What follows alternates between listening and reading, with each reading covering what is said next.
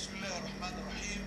أذن للذين يقاتلون أنهم ظلموا وأن الله على نصرهم لقدير.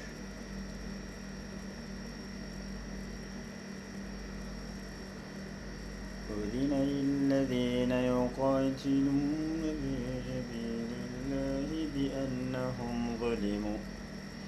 يلا هرقا وان اسنسلا وان نمني نما الربس وان نمني نما ساتلو وردفو جالتني مين شيء قدا يودن دا أمته جرانيس نوغا والله أني مودي فموالين هرّا نمن الرادوبت دوف imman irraa dubbadhuuf naman barbaadu argannaa nama kaan dantaan qabu imman irraa dubbadhuuf naman barbaadu argachuu tokko ammoo naman irraa dubbadhu kana bira sagaleen koo nageenyaan nama kaan dantaarraa qabu namni as jirtan waalaikum assalaam buleessa kee abdu sheer naa godha hundi keessan arfan asirra jirtanu dhugatti amantaa islaamaa irra dhalattee irra guddattee amma immoo jaalala isaanii qabda taanaan sheer naa godha bismillah sheer naa godha aadii abdul jaliil namnas jala jirtan hundi keessan sheer godha wanti kun annan jaaladhaan afaanii jaalala ta'uu hin danda'u hojiidhaan yoo agarsiifne qofeedha akka amantaa keenya jaalannu hojiidhaan waan dandeenyuun agarsiisuu qabna sinii galee kanaafuu namoonni asirra jirtan qeerroo waalaikum assalaam wa rahmatullah atinni qeerroo nabi muhammad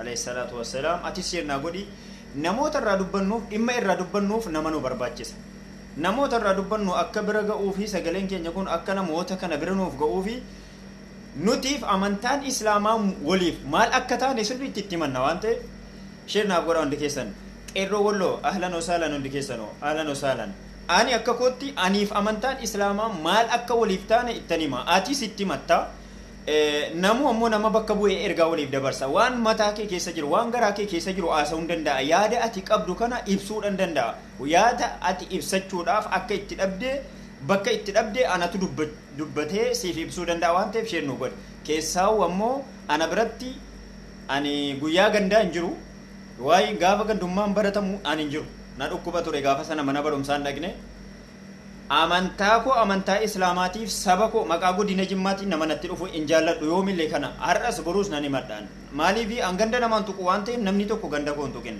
nama tokkorraa rakkoo yoon qabaadhe maqaa isaatiin inni isa qeeqa malee maqaa ganda inni itti dhalatee qabadheetti miidiyaatti hin ba'u gonkumaa ba'eellee hin beeku jechuudha kanaaf namoonni asirra jirtan hundi keessan namoonni as jala jirtan hundi keessan nama 11 natti mul'ata nama 11 ga'a namni 11 ammoo tarii nama 11 yoo nu ga'ee dablii nama arganneerra nuti dardarri islaamaa hanga fedhe rabbitti amannu hanga fedhe rabbiin abbadaa jirru maaluu ta'u immoo islaamummaan yookaan amantiin islaamaa nu'iif maal akka ta'e isaanitti nu barbaachisa waan ta'eef sheer hundi keessan gabaabatti yeroo tokko wanta an dubbachuudhaaf yeroo fi akka itti dhabe bakka itti dhabe obboleessi kiyya aadil kun naaf ibsuu danda'a fakkeenyaaf gaafan yaada akkasii argadhu gaafan nama waan ana keessa jiru naaf dubbatu argadhu ammoo namuma sanan sheer godhee kun ergaa kooti jedheen itti amana waan ta'eef namuma sana sheer godheetiin hadafa isaatiin ga'a jechuudha wanni fedhe hadafa qaba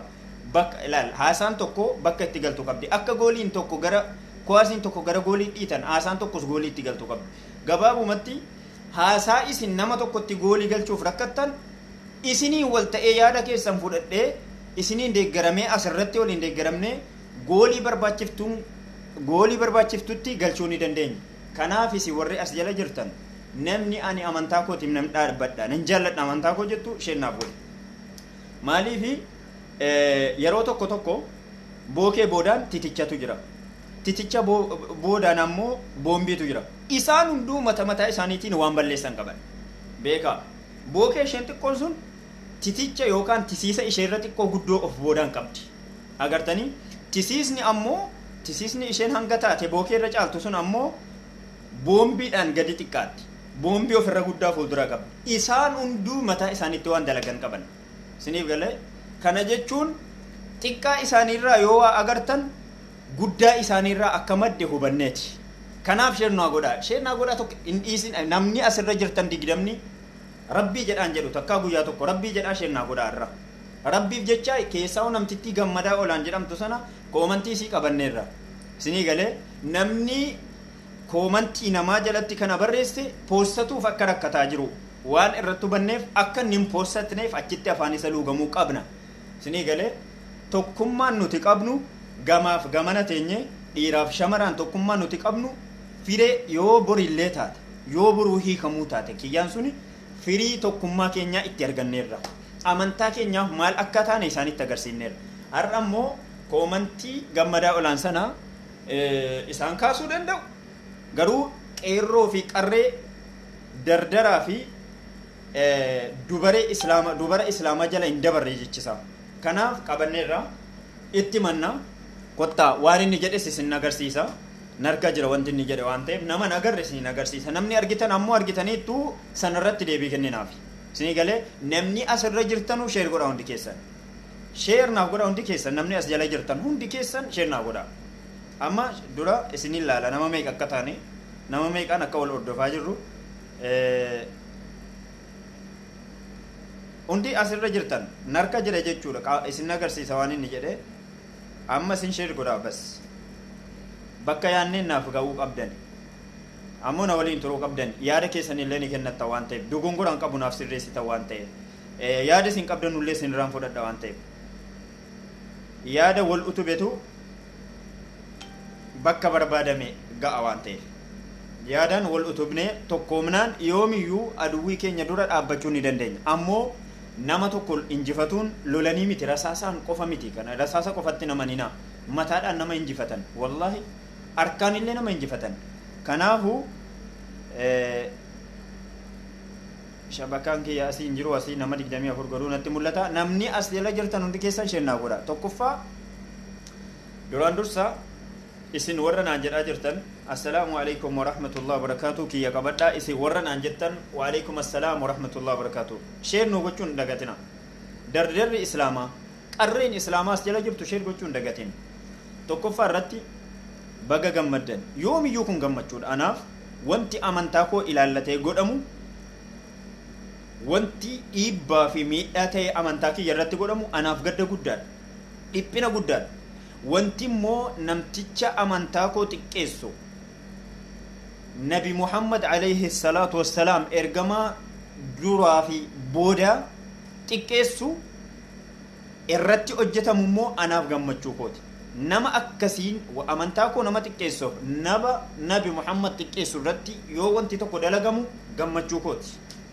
amantaa kootiif nabi muhammad irratti immoo wanti tokko gaafa dalagamu gadda kooti kun siifis illee akkas jechuudha wal nun falamsiisu nut hunduu ilmaan islaamaa fi muslimtoota alhamdulillah duraan dursa kan namuu nu beekuu qabu an akka kootti jibbaa amantaa nam tokko hin qabu akka dhugootti namu waan itti amane irra jiraata jibbaa amantaa nam tokko hin qabu garuu yeroo tokko waan namuu walitti beeknu wanta tokko maxxansuun jibbaa amantichaa osoo hin taane wantichi waan ijaan hin bareenne waan nama kofalchiisu yeroo tokko amantaa keessa amantaa fakkaatee amantaa dibatee amantaa keessa jiru poostatuun suni an jibbaa amantaa nam tokko hin qabu leesh rabbi amantaa nam tokko jibbi hin jenne dirqamaan jibbi hin jenne laa ikraaha fiddiin faman shaa'a falyu'min waman shaa'a falyakfur inna a'tadnaa lidhaalimiina itti guuttadha abbaan fedhe amane abbaan fedhe akafaru kun nun ilaallatu rabbi amantaa islaamaa dirqiidhaan nam tokko fudhachiisa hin jenne bakki dirqii ni jirti bakki dirqii ammoo gaafa garlameeni dirqiidhaan walit dhufan sana gaafa sanuu amantaaf osoo hin taane gaafa dirqamni walitti nama fide amantaaf jecha wal loluun ni jira malee amantaa dirqamaa wal fudhachiisuun inuma hin jiru amantaa keenya keessa amantaa keenya irraa deebisuuf ammoo dirqamuun nu jira dirqii gochuun ni jira waan akkasii kana beekuu kan qabdanidha namni as jala dhuftan reefuu dhuftan sheennaa godha kan beekuu qabdan ugaa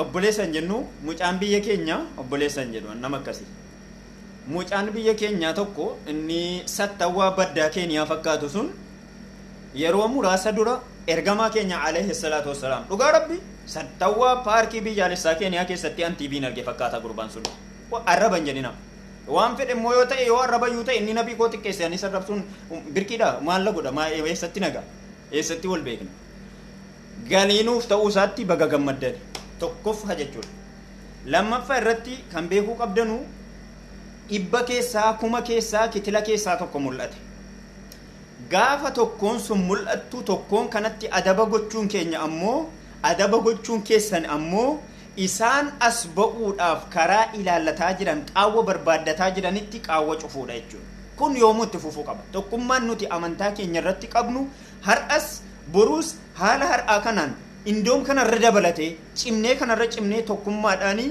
inni dhiira akka dhiiraatti inni shamara akka shamaraatti inni biyya jiru akka biyya jirutti ga'eessa inni miidiyaarra jiru akka nama miidiyaarra jirutti ga'ee miidiyaadhaan eegamu tokko ba'ataatu amantaa ofii kabachiisuun dirqama keenya yoomu kan beekuu qabdan. Namni amantaa keenyaan nutti dhufe nama sarara diimaa mure namni sarara diimaa mure itti adabama. Biyya fedhetti namni sarara diimaa karaa guddaarra yoo deemtu sarara diimaa qaxxaamurte taanaan itti adabamta. Hanga tilmaama adaba biyyattiitiin ittuma adabamta hin haftu jechuudha. Namni amantaa keenyaan nutti dhufe sarara diimaa mure jechuudha. Sarara diimaa ishee qarshii 50tti adabamnu san miti. Sarara diimaa gatiin inni ittiin adabamu tilmaama hin qabne mure jechuudha. Sarara diimaa gatiin inni ittiin adabamu tilmaama hin qabu. Ilaal sarara diimaa karaa ishaaraa diimaa jechuudha. Signaalii diimaa yoo kunne ishaaraa jechuudha. Birrii 50tti adabamna fakkeenyaaf. Garuu namtichi amantaa keenyatti dhufe sarara diimaa dabre yoo jennu akkuma sana birrii 50 adabamaa miti akka keenyatti ilaalcha keenyaan ilaalcha kootiin gatiin inni ittiin adabamu adabni isaadha tilmaama hin qabu. Wasalaataan kolkolleen afa kan beekuu qabdan waanan dhufeef waa lama. Tokkoffaa irratti isiin sun baga galiinuu taate baga gammaddanii baga gammannee as jala teessanii akkasi dhugaa keetii dhiisaa hin barbaadu dhugaa kootii ta'ee dhiisee kun mataa nama hundaa keessa jira mataa keessa jira dhugummaa sanaan himina sheer godhaa namoota akkasiitii fi si biraan nu ga'a. Namtittiin gammadaa olaan jedhamtu beekaan rabbi qofa. Silaa Oromoon beekaadhaa fi jagnaa fi goota himatuudhaan adda durummaa qabdi guutuu biyyatti. Itti uummata Amaaraa kanatti aannee of dhiibna of dhaadna. Gaafa rakkoon tokko dhalate gootni keenya sin jiru beekaan keenya sin jiru jedhamullee walitti himna. Gaafa rakkoon tokko dhalate gaafa rakkoon jagnummaa barbaachisu dhalate jagni tokkollee hin jiru. Gaafa rakkoon barnoota beekaatti haajomu tokko dhalate barataatti haajomu tokko dhalate barataa tokko hin qabnu beekaa tokko hin qabnu. Beekaan nuti qabnu tokkollee hin jiru. Gaafa san ni doodiyamti hundi siin teesse. Ni beekaan fedhellee doodiyamtee teesse jechuudha. Maaltu na dhibeedhaan golaggaltee teesse jechuudha. Namtittii sana utuu nuti beekaadha jennu kaleessa waan tokko irraa agarru koomantii isheen barreessite qeerroof qarree islaamaatiin qacam godhamte ilaaladha isiniin agarsiisa. Deebii ni laannaaf jechuudha. Deebii naa kennaa jedheera. Deebii ni laannaaf akkana jedha. Warri as jalatti amantaatu naaf caala jechaa jirtan fakkeenya kana naaf deebisaa jedha. Tokkoffaa nama muslimaa Amaaraa tokko moo Oromoo kiristaanaa tokko caalchifattaa jedha. Caalchisiifattuu jedha. Lammaffaa nama kiristaanaa Amaaraa tokko moo Oromoo muslimaa caalchisiifattuu jedha. Deebii kana ergasii deebii kennaa ergasii abdii walirraa kunnaa jedhe. Deebii kenninee fi abdii walirraa kunnaa. Sheernaa godhe. Deebii kenninee fi abdii walirraa kunnaa beeku deebii isaa dhagaatu. Akka kootti gammadaa olaana yaa obboleessa koo siin hin jedhu dhiifamaa oli.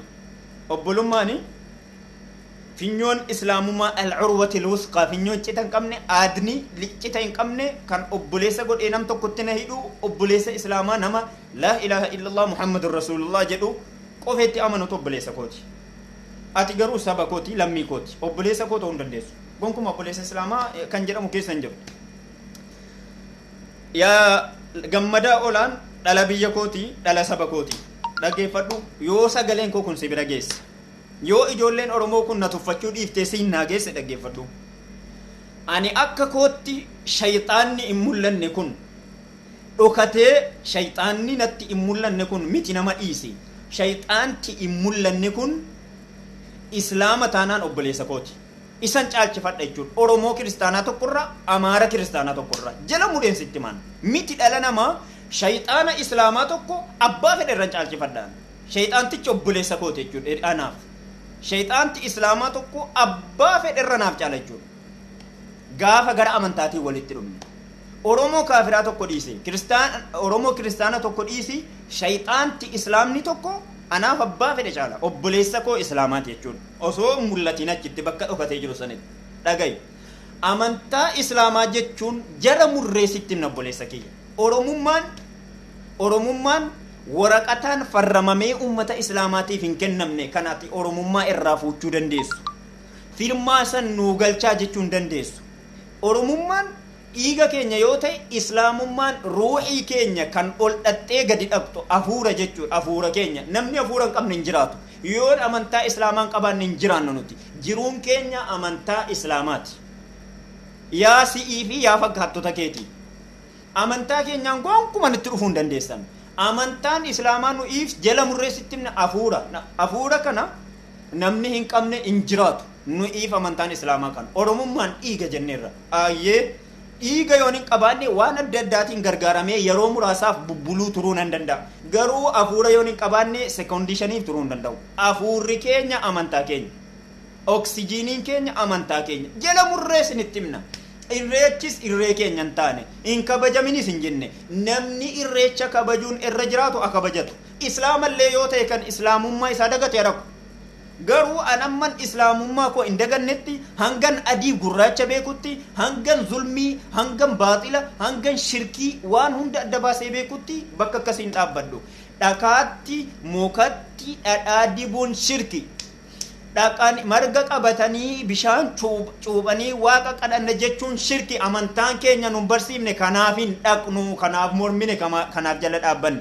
Amantaa keenyaan immoo buluun dirqama kanutti ta'eef amantaan keenya hafuura keenya tikfachuu qabna. Yoo hafuura hin qabaanne hin jiraannu waan ta'eef sheeritti naa gootu yaa badhabbaa koo ijoolletti as jala jirtu tokko tokkoon isin argee ulee kanaan isin dha'e. Kanaaf hafuura keenya laazim dirqama jechuudha. Dirqama of keessatti tikfachuu qabna. Namni hafuura hin qabne hin jiraatu waan ta'eef amantaan keenya hafuura keenya obboleessa kiyya jedhee dirqama dingata. Yaa dhala biyya kooti gammadaa olaanis ta'e isinii sattawwaa baddaa Keeniyaa fakkaattu sattawwaa paartii biyyaalessaa Keeniyaa keessa jiru fakkaattu sunis fakkaattonni isaa kan as ba'uu kaatus dhaabbadhaa jechuudha. Dhaabbadha gonkumaa harkallaan wallaahi alcaziim rabbi natti beeka rabbi eenyuttuu beeka. An amantaa kootiif ruuxii koo kennuutti wallaahi maayikiroo sekondii tokko of boodan deebi'uun wallaahi alcaziim amantaa kootiif ruuxii koo kennu miti sekondii tokko maayikiroo sekondii tokko of boodan deebi'u yeroon laadhuuf yeroon qabuufi gadhee deebii fedhe sii deebifna jechuudha. Afaan deebii fedhe sii deebisutti qabna. Cal'ifnaan amantaa keenyatu cal'isa adaba nu barsiise. In sakkaninaa nama hin arrabsinaa in hatinaa zinaan godhinaa lubbuu keenya dadhabnee ijoolleen dardalli ijoolleen zamanaa waan tokko jala deemnaan amantaa keenya amantaa keessanatti hin fakkeeffatin. Waan feetetti amane immoo amantaa keenya tokko waan feetetti amani garuu waan atitti amante sana dirqama ana amanuu narra hin jiraatu. Dirqama fudhachuun narra hin jiraatu waan atitti amante hin danda'amu kun sanaan oromummaan narra turuu hin danda'u. Sanatti amanuu baachuu kiyyaan oromummaan narraa mulqamuu hin danda'u. Elaa oromoo lijneenya ani ilma oromooti itti amaneeti jechuudha. Namni narraa fudhatu tokko hin jiru namni naa kennu tokko hin jiru. Siif galee sinii galee fakkaattonni gammadaa olaan isaan sololiyoo sana fakkaattan hundi keessanii fi jaroonni koomantii jaraa jala deemtanii qoosaa gootan Muhammaduun kan ofirraa deebisu yaa gadhee dhaggeeffadhu. Muhammad nuti waaqa jenneetti namannu akka keessanitti namatti waaqa jennee nama. Muhammad dhala namaa tokko alayhi salaatu wassalaam dhala namaa tokko ergaa rabbii dhala namaatiin ga'e bas lafa kanarratti dhala namaatiin ergaa rabbii ga'e namni waan tokko ofirraa deebisuu hin danda'u. Zollomamaa ture ajjeefamuu barbaadamaa ture gaafa ajjeefamuu jedhu dhokateetu ajjechaa jalaa miliqe dhala namaatiin nama waan akkasii itti namannu nuti namanni nuti kan nuti itti amannu nubuwwummaa isaati rasuula ta'uu isaatti amanna nuti. Muhammadu yoo kana maammeen kana yoo ofirraa deebisuu dadhabe ndoome maali kan jettu sun gadhee isa Ciisaadhaan alayhi salaam nabiyullahi Ciisaa ilma Maryamiin goofta jetteetti amantuu fi nama nyaatee dhugutti si galee waaqni du'ee ka'e jettee satti amantuu fi waaqni duutti beekna nuti waaqan duu hin beeknu waaqa namarratti waaqa taaduu hin beeknu. Ammoo jaroota amantaa waaqeffannaa fayyadamtaniif waan tokko isinitti himna. Akka amantaa islaamaatti waan tokko isinitti hima waan dogongora hin qabne. Qalma kiristaanaa nyaachuun bakka daruuriitti shirxii kanaan duraatiin ni danda'ama. Bakka dirqamaatti shirxii kitaabni keessan akka duraatti jiruun yoo ta'e kitaabni keessan amma editii waan godhameef kan kiristaanaa kan pheenxee nyaachuun nuuf danda'ama osoo kitaabni keessan bakka durii jiraate garuu shari'aan islaamaa nu dhorkite. garuu kan waaqeffataa akka qalma isaanii nyaachuun gonkumaa hin danda'amne ni beektu. Waaqni qalmi waaqeffataa nu biratti raqa jala murree isinitti himna. Maaliif wasanii jedhama kun amantaa islaamaa keessatti wasanii jedhama. Qalma wasanii nyaachuun gonkumaa hin danda'amu. Wasanii dhakaatti dhadhaa dibanii rabbi kadhatuun hin jiru. Mukatti dhadhaa dibanii rabbi kadhatuun hin jiru nu bira. Nu rabbi tokkichaaf gugguufna isa qofatti amana. Isa dura waan tokko osoo harkatti hin qabanne osoo marga tokko harkatti hin qabanne harka duwwaa akka nabi Muhammad alayhi salaatu wassalaam nu ajajee fi akka rabbi qur'aana keessatti ud'uuni astajib lakum jedhe sana shirxii san guunneetu rabbi kadhanna malee mukattiin amannu mukan gabbarru mukatti dhaqnee waa dibnee waan kadhannu nuti. Kanatti nu yaamtanii kana isin jalaa dinnaan amantaa keenyatti qoosuun sarara diimaa dabruu keessanii of dagachuu keessan of hin dagatin of yaadadhu bakka jirtu of barbaadi of argi namni amantaa namaa tokko amantaa waan feetetti amani fedhu akka biyya hindii kana sa'aatti amani fedhu ibiddatti amani akka jara biyya Azerbaijaan eessan beekuan waan feetetti amani garuu amantaa keenyarraa of kusaddu amantaa islaamarraa of kusaddu. Gaafa amantaan islaamaa tuqamu gaafa fedhe caldhibnuyyuu cal'isuu hin dandeenyu. Afaan waan fedhe jenneettiin sii deebifnu qabna. Onnee waan fedhe gooneettiin sii deebifnu qabna. Wallaahi laazim lugni fedhe amantaa irratti jagna. Lugni gaafa dhimma biraa ati lugna jettee tuffataa turte gaafa amantaa isaa leenca baddaati beeki gadhee. Siigalee gadhee gammadaa olaan eega yoomii beekaa jennees utuu si eegnu sirratti argine koomantii kee yoo tikaaftes ijoollee Oromoo qarree Oromoo qeerroo Oromoo jalan darbine qacamsirra gooteetti. Kana jechuun atis kaayyoo kiyyaa sololiyaa sanaa kiyyaa sattawaa paarkii keeniyaa fakkaattu sana of keessaa akka qabdu si keessatti argina jechuudha. Tush toltullaa.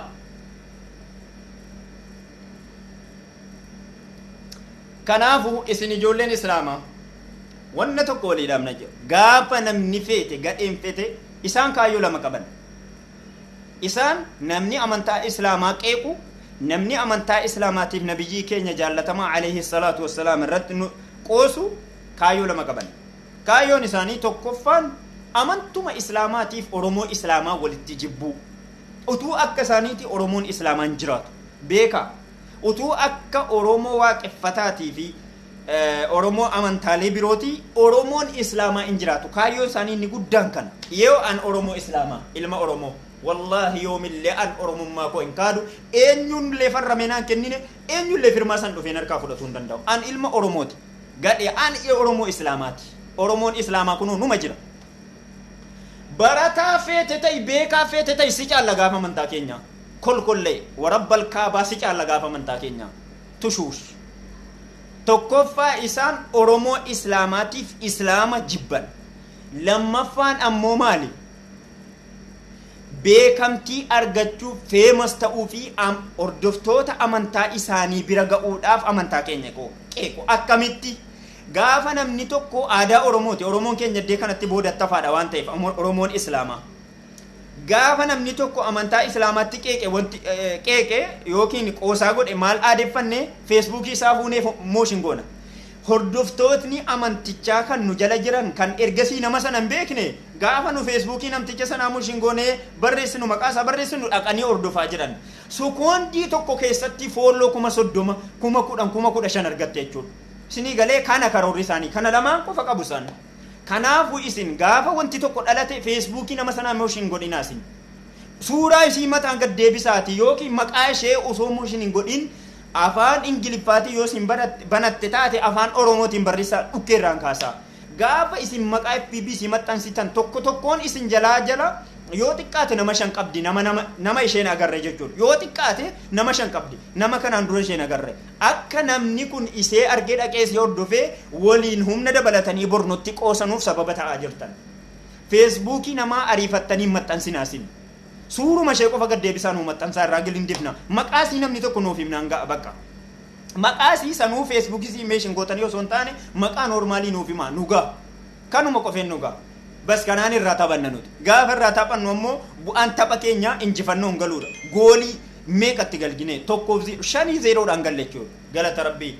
kunoo akka kanatti irraa deemnu gonkuma gaafa wanti tokko dhalate isin suuraa ishee maxxansaa malee maqaa simeeshin godhina beekamtii isheetiif sababa ta'aa jirra hordoftoota amantaa ishee kan nu jala jiran akkuma fakkeenyaaf anamma daa'ii tokko sirraan hin argadha nama da'awaa godhu tokko Kaalid Daliil obboleessi kiyya ishee of jala yoo godhe isarraa tuqeetiin argadhee hordofa lamuu nama kana akkuma sana akka namni ishee hordofuu sababa ta'aa jirra waan ta'eef waan kanarraa of qusaddaa gaafa waan tokko argitan cal'isuma maqaa nama sana normaalii barreessaa maqaa feesbuukiin barreessina yookiin suuraa isaanuu fidanuu mixxansaa irraa taphadhaa ammoo amantaa keessan ittiin callisina an akka kootti amantaa kootiif nama godina Jimmaa irra deddeebi'ee tuqu hin fedhu hin jaalladhu akka kootti sababni ani immoo godina ganda namaa hin tuqu ganda namaa achumatti hin kabaje gaafa nama tokkorraa rakkoo dhuunfaa qabaadhe nama sanaan hin gadi ba'a malee ganda nama sanaatiin gadi hin ba'u nan beektanu kaleessa akkasitti nan beektanu boroo akkasitti na baruuf hin teessanu gonkuma namni as jala jirtan hundi keessan maaf sheeritti nuun gootanii namoo maqaa amantaa namaan dhahu waan feetetti amantu keenyarraa of nuufa qabdu waan feetetti amantu keenyarraa akkasiin of qabdu itti himaa jala murreessi la imneerraa amantaan keenya ruuhii keenya yoo nu dhageessa taate amantaan keenya hafuura nu keessaa wal'attee gad dhabdu hafuura keenya dirqama tikfannaa yoo hafuuran qabaanne hin duuna hin jiraannu waan ta'eef hafuura keenya dirqama tikfachuu qabnu dhagayyaa yaa Oromoo waaqeffataa yaa Oromoo pheenxee yaa Oromoo ortodoksii waan feete ta'e atis amantaa kee feetu kanatti jabeeffatu namni amantaa isaa jabeeffatu amantaa namaan tuqu waan ta'eef waan dhugaadha itti mataan keetta mana irra deemi amantaan islaamaa dirqamaan nama tokko amantaa fudhachi dirqamaan amantaa namaa jibbi hin jedhu faman shaa'a falyu'min waman shaa'a falyakfur an sanatti namana laa ikraaha fiddiin qur'aanatti namana jechuudha siigalee amantaan keenya jibbaa namaan leellisu amantaan keenya islaama kiristaana walitti qaban jaalladhaa jedha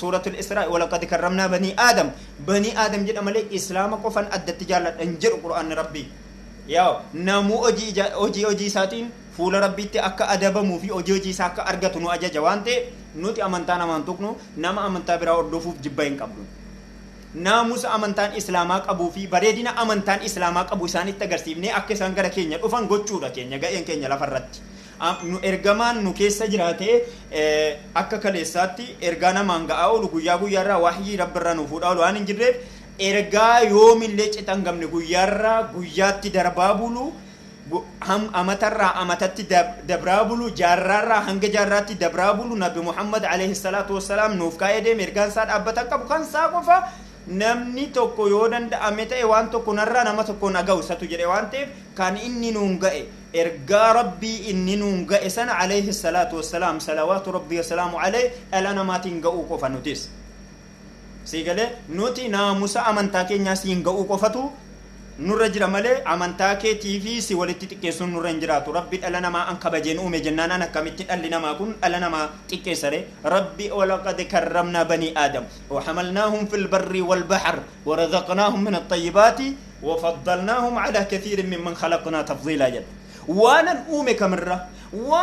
اومه كمره لا بيك ربي وان فدي اومه لا فكن رت بنين سغوسا كوسان دچ وان فدي اومه جچو kanarra dhala namaan caalchifadhee jedhe kabajeetiin uume rizqii barrii fi dachee bal'oodhaa fi bahara irratti isaan ittiin jiraatanu natu razzaqee fi natu isaan jiraachisaa jedhe kanaaf nuti nama tokkorra jibbaan qabnu jechuudha amantaa nama tokkorra jibbaan qabnu beeki yoo nama amantaa kan kee jibbu agarte islaama ta'ee sun islaama uf dagataadha sana islaama bakka buufattee islaama yookaan amantaa muslimaa qeequu mirgatti hin qabdu wallahi mirgatti hin qabdu dhaqxee yoo dandeesse amantaan keessan akkasii kanasin ajajaa jechuun amantaan keessan kanasin ajajaa jechuun gaafachuu mirga guutuu qabda biroo daawaa gochuu daawaa miti dhugaa jiru walitti himna namuuni beeka kun wanti daawaa jedhamu tokko hin jiru obboleessa kee yoo sii ta'een fudhatta kana beeka amantaan keenya ruuhii keenya akka ta'e nuuf beeka sattawaa gammadaa olaanaati immoo osoo oromoon amma ta'e oromoon social media oromoo lafarraa miti silaa lafarraa nama hin qabnu nuti silaa lafarraa nama hin qabnu oromoon social media amma ta'e osoo abdiisii fi namoota akka keetiirraa qabnu dogongora xixiqqoorraa of eeggadhu deebii koomantii keetii immoo siif deebifneerra anaaf shayxaanni islaamaa oromoo kiristaanaarra naa caala abbaan fedhe naa komatu gara amantaatiin ilaala akka sabaatti akka dhiigaatti nuti tokko bakka amantaatiin shayxaanni islaamaa obboleessa kooti shayxaantichi dhokataanan hin beekne sun islaama yoo ta'e abbaa fedhe oromoo kiristaana oromoo islaama minaamin jinni jaan kan beeknu nuti akka koottan akkas islaamni fedhillee kanatti aman ammoo beekuu kan qabdu kana yoo jennu bakka amantaatti malee bakka sabaatti nuti tokko dhiiga tokko rakkoo keessi waliin hin baadhaa gammachuu keessi waliin hin gammada siigalee ammoo kuni naamusaa fi kabaja amantaan islaamaatiif dhalli islaama ordofu amantaa islaamaa ordofu nama qabu keessaa tokko maanni waan ati gadditu si wajjin gaddu waan ati gammaddu waan shari'aan islaamaa wajjin gaddi jedhee na ajaju waan illee si wajjin gaddu si wajjin gammaduu hin dandeenya ni jira si wajjin gaddu si wajjin gammaduu naamusa amantaan islaamaa na ajaju keessaa akka namaatti akka namummaatti namummaan guddaan namummaan nuti irraa nama gargaaruuf nama ta'uun qofti gaadha jennu kan amantaa islaamaatu nu gaadha والله ألا نما في كل كبد رطب صدقة وان أنجي أبو توكو تولا أولون صدقة دا كانت نيامان كان جتون أما إسلام توكوس كريستانا توكوس حيوانا توكوس هذا وان فلتيو صدقة أجري تكمنا كن ناموس أمانتا إسلاماتي أججا أجي أمانتان إسلام وجدو كيسا توكو كنافو شيطان تي إسلاما نتمولن نسون شيطان تي كيسوني islaama taanaan nu'iif obboleessa amantaan keenya akkasitti ilaallanna amantaan keenya afuura keenya ol dhaqxee gadi dhuftudha yoo afuuran qabaanne hin jiraannu waan ta'eef afuura keenya amma dandeenya inni tikfanna jechuudha gaafa afuuri keenya nu keessaa baate ni duuna jechuudha akkana jechuun maal jechuudha gaafa rakkoon tokko amantaa islaamaatii wajjin duunee dhabamnaadha gabaabumatti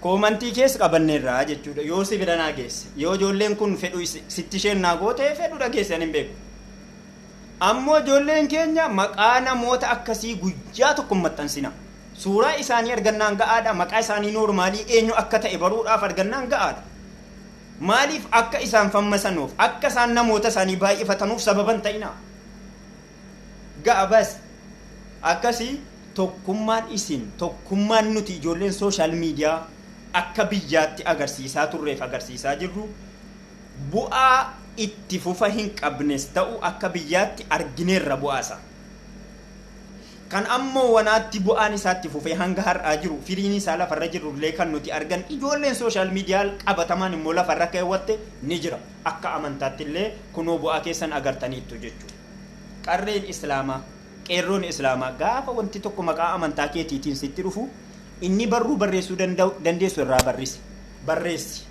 irra barreessi nama sanarra immoo inni baatee dubbachuu dandeessu baay'ee dubbatadhu gaafa amantaa keetii irrafiin hin sodaatiin amantaan kee hafuura keeti akkuma amma jedhaa jiru hafuura keeti amantaan kee namni hafuura hin qabne hin jiraatu namni amantaa islaamaa hin qabne islaama ta'aa jiraachuu hin qabu islaama ta'a namni fedhe waan fedhetti amanu nuti dirqama irreechatti yoon amanin kaadii jedhamuu hin qabnu oromoo kaadii nuun jette kaadii jedhamuu hin qabnu nuti amantaan keenya mukatti dhadhaa dibanii waaqa kadhanna jechuun nun ajaju nama amantaa kanatti amanu qalma isaa nyaachuun nun ajaju gonkuma qalma oromoo waaqeffataa nyaachuun haraam jalamurree walitti himna oromoo biyya tokko walitti qabna saba tokko walitti qabna saboomaan tokko dhiigaan tokko amantaadhaan garuu nuti tokkoo miti amantaa sanaan tokko miti nuti waan fedhen nuti tokko oromummaa immoo barreessitanii waraqataan nuu kennitanii nu biraan qabdan dhiiga keenya oromoo ilma oromootii jennee isinitti maarra kunoo laal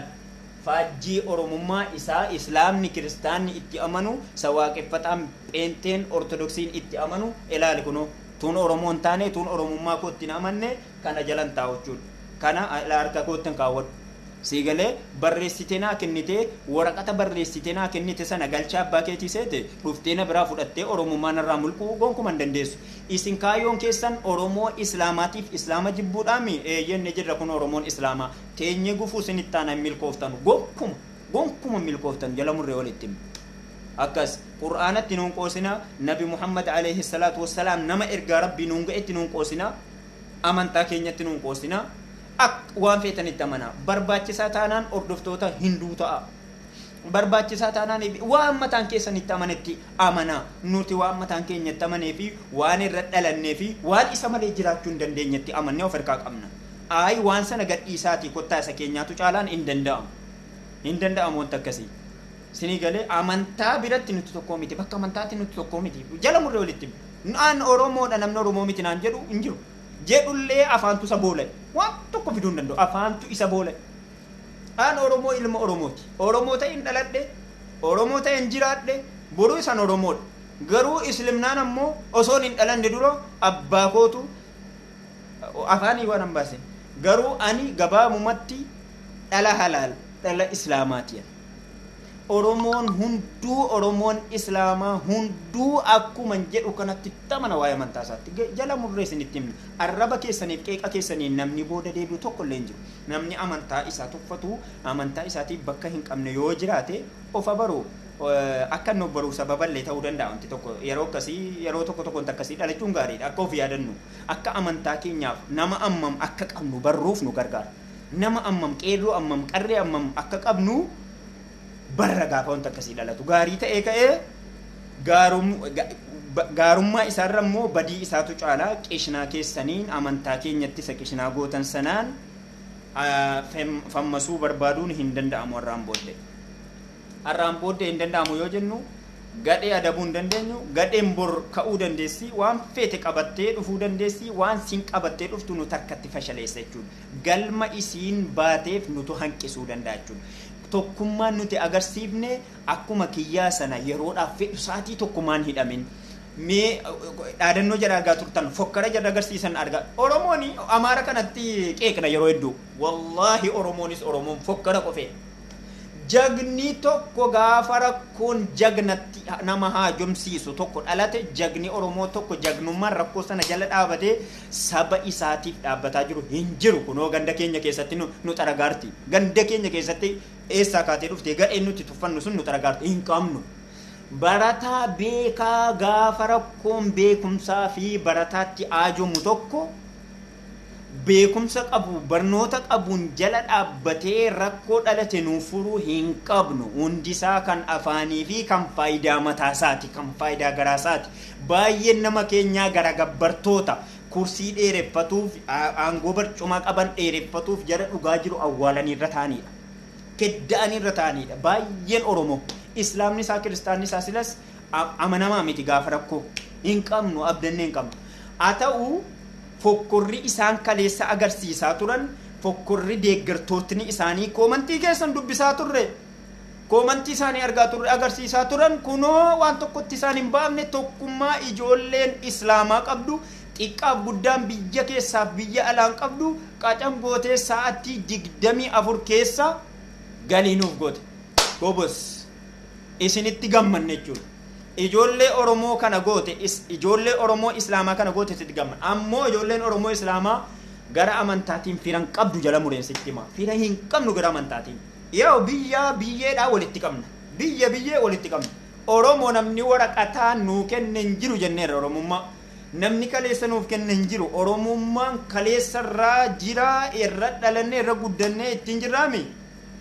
Bakka amantaatti namni kun Oromummaa nutti qaba biyyummaa nutti qaba jedhee obboleessa namni nuuf ta'u obboleettii namni nuuf ta'u bakka amantaatti hin jiru. Amantaa kee ati kunuunfadhu ati jabeeffadhu. Humna amantaa kee ittiin jabeeffattu ittiin kunuunfattu humna mataatis ta'e humna dinagdeetis ta'e humna waan fedhee of hirkaa qabaachuu qabda. Hin qabdu taanaan immoo qabaachuuf tattaafachuu qabda boruu waan dhalatu jala dhaabbachuudhaaf. Akkas boruu waan dhalatu jala dhaabbachuuf ammarraa akka Oromoon Islaamaa fira hin qabne beeki gara amantaatiin. Miti gara amantaatiin Oromoon Islaamaa bakka baay'ee nu geessitan waa danuu argaa turre waan danuu taajjabaa turre waan ta'eefi Oromoon Islaamaa gaafa rakkoon tokko isa mudate qixa Oromoo amantaa biraa ordofuu wallaahi biran dhaabbatamu dhugaa walitti himna argaa turre waan taajjabnee qabatamaan of hirkaa qabnutu jira. Isinii galee waan taajjabnee qabatamaadhaan of hirkaa qabnutu jira. Oromuma Islaamaatu waan qabdurraa isheen haadha biyya sabbata isheerraa hiikkattee kennaa gargaaraatu turte. Isheen biyya alaas jirtu waan qabdurraa waan dafqitee argatterraa bira dhaabbataatu turte malee Oromoon Islaamaa bakka amantaatti fira hin qabu. Obboleessa hin qabu obboleettii hin qabu. Utoo akka isaaniitii Oromoo Islaamaa kaadiidha nuti gufuu Oromummaati akka isaaniitti akka yaada isaaniitti garuu Oromummaan Islaamaan tikfamte har'a geesse. Oromummaa isin ittiin dhaadattanu Islaamotaan tikfamte har'a geesse. Seenaa yoo walitti fuune abbaan fedhillee tiksee har'aan ga'u Islaamni ga'ee qixa Oromoo kiristaanaa, Oromoo waaqeffataa, Oromoo pheenxee qixa ba'atee harka 100 keessaa harka 50 Oromoo Islaamaatu Oromummaa tiksee har'aan ga'e. jara kaanii waliin qixa dhaabbate miti namni kaan ittiin hirmaannee miti jechuudha dhugaa walitti himna. Oromoo Islaamaatu Oromummaa har'a jirtu kana har'aan ga'e. Akka qubsuma lafaatti Oromoo Islaamaatu dachee Oromiyaan qabdu harka 100 keessaa harka 60 ol daangessa. Isaantu tiksee irraan ga'e of kennanii ilmoo ofii kennanii lubbuu ofii kennanii lafa ofii irratti eenyummaa ofii irratti cichanii Oromummaa har'a isin ittiin dhaadattanii Oromummaa isin har'a ittiin nutti duuluu barbaaddan kana har'aan gahan. Dhugaa walitti himna wallaahi qobaatee wanta ati godhaa turte tokko illee hin jiru. Fakkeenya yoosii kaan Oromoon Jimmaa dabuubii daangessu Oromummaa isaatiif amantaa isaa walitti kabajee irraan ga'e. Oromoon Arargee kutaan Arargee lama Oromummaa isii cichoominaan ilmaan Siilaataa fi Barabaraan Oromummaa irratti dhaadattee maqaa isaatiin nutti duultu kana har'aan geesse. Gara Baalee yoo laalte Oromoon Islaamaa Oromoo waaqeffataa walitti dabalameetu lafa isaatiif Oromummaa isaarra cichee daangaa isaa kabaj amma dandeen daangaa hanga humna isaa humnatti hin qabu hanga humna isaa daangaa isaa kabachiisee irraan ga'e. Kan maaliin nati Oromummaa isa kamiin nutti dhaadattare Oromummaa yoo taate waliin itti qabna jenne amantaa ammoo namuu waan mataa isaatti sagaleen hin jiru kan maal hin jiru amantaa ammoo namuu waan mataa isaatti amana waan Oromummaa fi waan biyyummaa walitti qabnu sanatti jabaadha waa'ee amantaatti harkaan kaawwatina. Gaafa amantaa keenyatti harka kaawwattu harki atachi as akkas geete sun nagaan achi deebi'ee rabbitu beeka.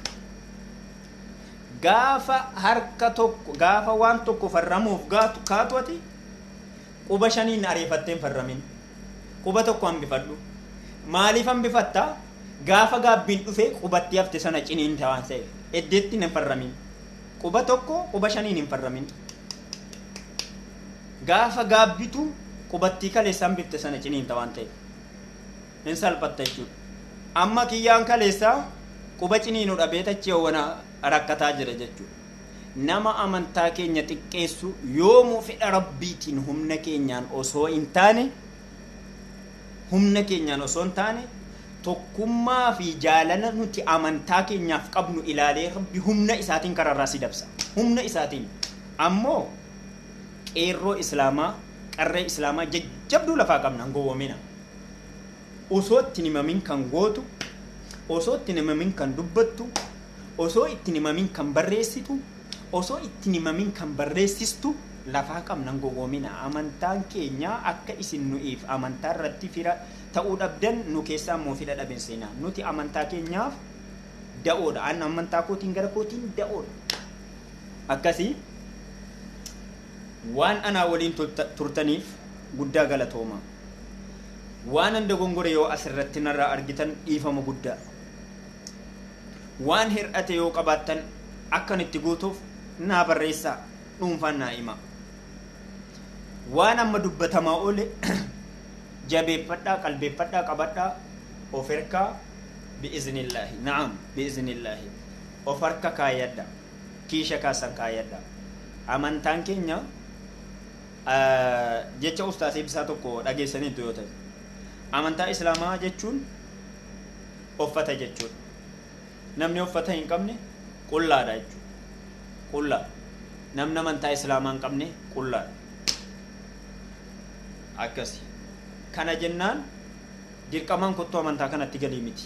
Nuti kanatti amannaa atis waan kana adda baasii buusii ilaali kottuuti yoo sii ta'e fudhadhu malee nuti dirqamaan amantaa keenyatti nama nallu. Dirqamaan nama tokko amansiisi waan jedhu hin dhageenye qura'aanarraas hadiisarraas nuti.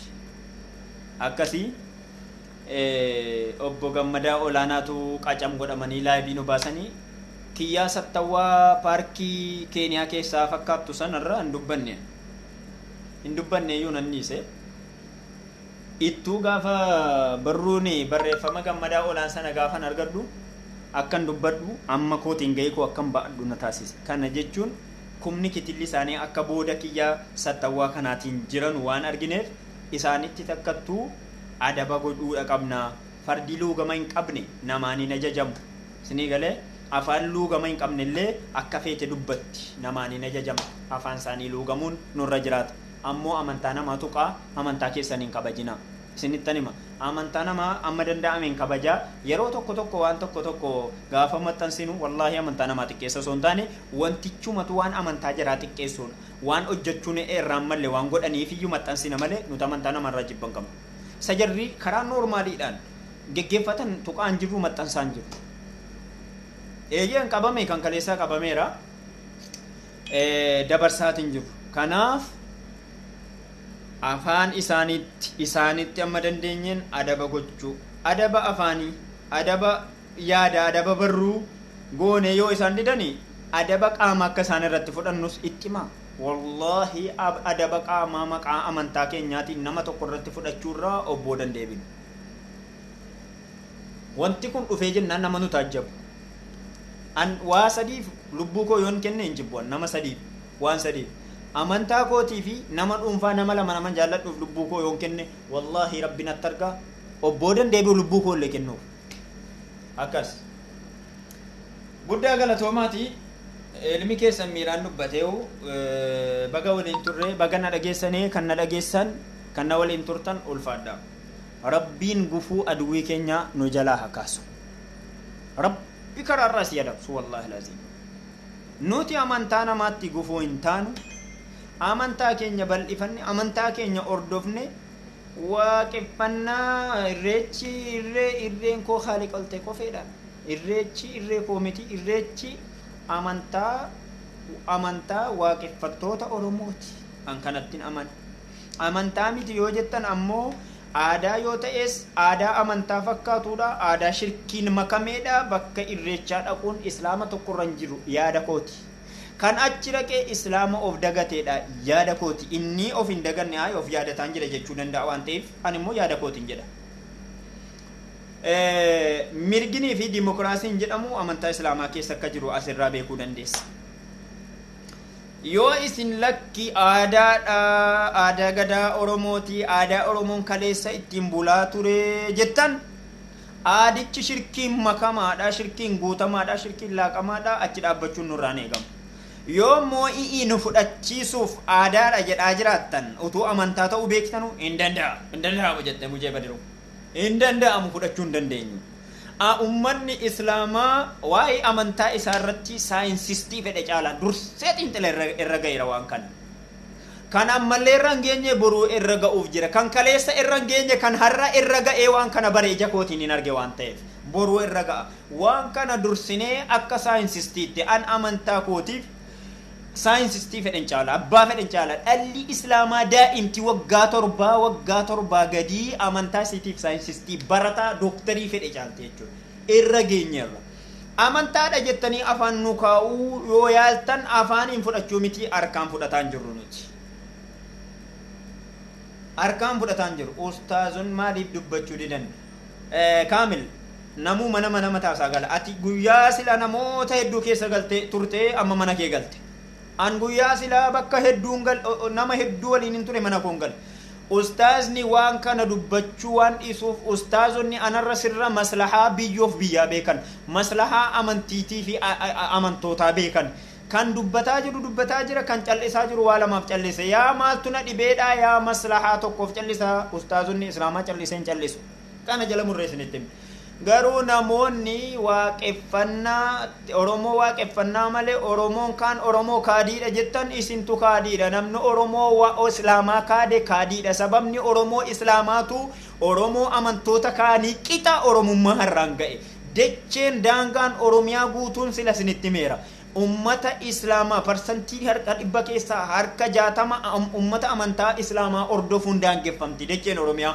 namni biyyoof biyya kabaju ammoo nama daangaarra jiraatu namni biyyoof biyya kabachiisu ammoo nama daangaarra jiraatu daangaarra kan jiru ammoo yoo gootota oromoo islaamaa hin lakkoofnu kaleessarraa hanga har'aatti gootonni oromoo islaamaa bakka oromummaatii fi bakka biyyeef biyyoomaatti of boodan deemine bakka amantaatti ammoo kaadii taaneerra jechuudha waan waaqeffataa ta'uu baanneef hin danda'amu kun gonkuma isin aadaadha jettanii aadaa sirna gadaati jettanii nu fudhachiisuuf yaaltanus afaan nu kaa'uuf yaaltanus afaan miti harkatti hin fudhannu jechuudha isinii galee harkaan hin fudhannu nuti afaan miti maqaa amantaa islaamaatiin oromoon islaamaa kaadii ta'e taanaan isinis oromoo miti. Sababni oromoon islaamaa qixa oromoo amantaa waaqeffataa ortodoksii fi pheenxee ga'ee biyyummaa fi ga'ee lammummaa ga'ee sabummaa ba'ataatu ture, ba'ataatu jira, boruus ni ba'atan. biyyaaf bakka qaba amantaan islaamaa. Man khaanal waxan ilaal, namni biyya isaati kayyane, namni biyya isaa jala deebi'e. Isin garuu amantaan keenya islaama ta'uudhaan kaadiinuun jettanii miti, akkanatti ilaaltan miti. Amantaan islaamaa immoo nama biyya isaa kaadu kaa'ineedha. Isinii galee kanatti amanna waan ta'eef waan biyyoof biyyoomaa, waan lammii, waan sabaa waliin qooddanna. Bakka amantaatti nuti obboleewwan miti.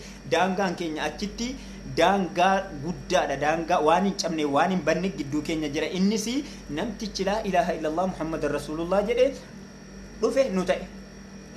Namtichi kana hin jenne edduma jiru sana ta'a. Eddee waan kana isa dhorkurra achuma ta'a. Kottuu na ta'e jedhee dirqamaan isa harkisuu hin danda'u. Kottuu na ta'e jettee dirqamaan ofitti na harkisuu hin dandeessu. Gonkuma hin danda'amu kun.